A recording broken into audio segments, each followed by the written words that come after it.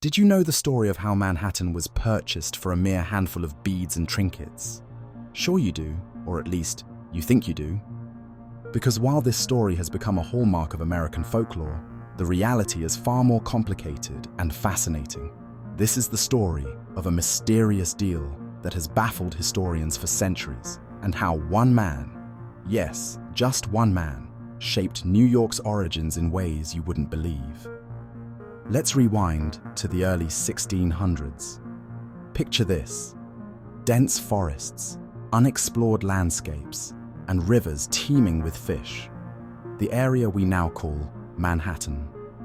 It is home to the Lenape people, a Native American tribe who lived harmoniously with the land for generations. Meanwhile, across the Atlantic, Dutch merchants were busy plotting their next big move. Their eyes were firmly set on the New World. Fur trading was incredibly lucrative, and the Dutch West India Company wanted in. Enter Peter Minuit, a man who would enter the pages of history, or at least the footnotes. Minuit was appointed Director of New Netherland in 1626. Think of him as a corporate manager sent to maximize profits for his company's shareholders. This wasn't about diplomacy or friendship with the locals. It was about trade, money, and expansion. According to popular lore, Peter Minuit met with the Lenape people and exchanged some beads, trinkets, and other small goods, worth about 60 Dutch guilders at the time, for the island of Manhattan. In today's money, that's approximately $1,000. But here's the kicker.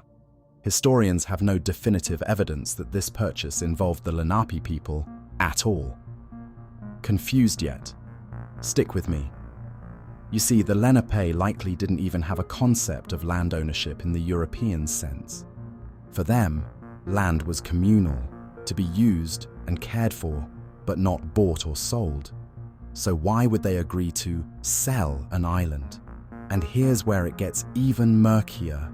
Many experts believe Minuit may have brokered this deal with the wrong tribe entirely. It's possible that he negotiated with a group who had little say over Manhattan, but were happy to take the goods anyway. From their point of view, they likely understood this transaction as a kind of trade or alliance, not an outright sale. Think about it. Imagine buying a house from someone who doesn't even own the property. That's essentially what may have happened here. And while Minuit and his employers thought they had just snagged a bargain of a lifetime, the Native American perspective on this deal was likely worlds apart. Now, let's dig deeper into the infamous 60 guilders. What exactly did Minuit give in return for what's now one of the most expensive pieces of real estate in the world? Early records suggest the goods included things like cloth, mirrors, knives, and beads. These weren't meaningless objects to the indigenous communities. Many of the items had practical use. However, they certainly didn't equate to the value of an island. This has led many to describe the transaction as emblematic of colonial exploitation, though it's not quite as black and white as some might frame it. But let's talk about the aftermath. For the Dutch, Manhattan quickly became a bustling hub of trade and activity. Within a few decades, the settlement of New Amsterdam was thriving. The English saw this growing prosperity and decided they wanted in. In 1664, they took Manhattan without much resistance, renaming it New York in honor of the Duke of York. Minuit's so-called deal was now just a footnote in a much larger colonial scramble. You'd think that's where the story ends, but no. Let's fast forward to the 20th century.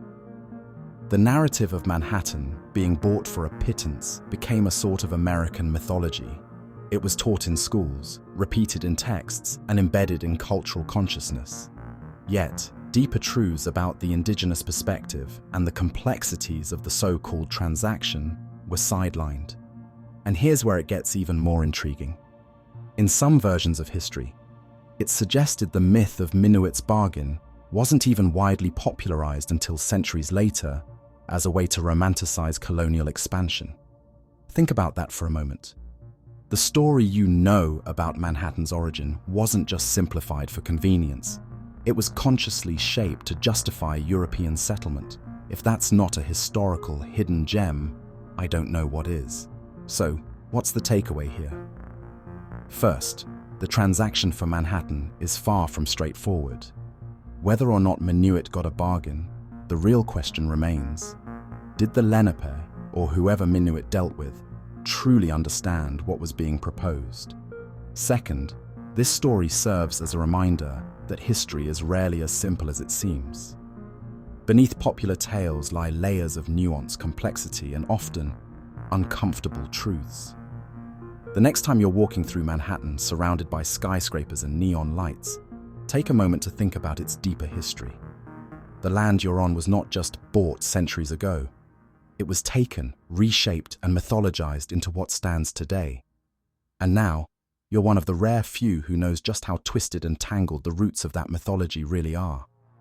Think about it. All this over some beads and trinkets? Or was it? Now that's the question that will keep us curious for years to come.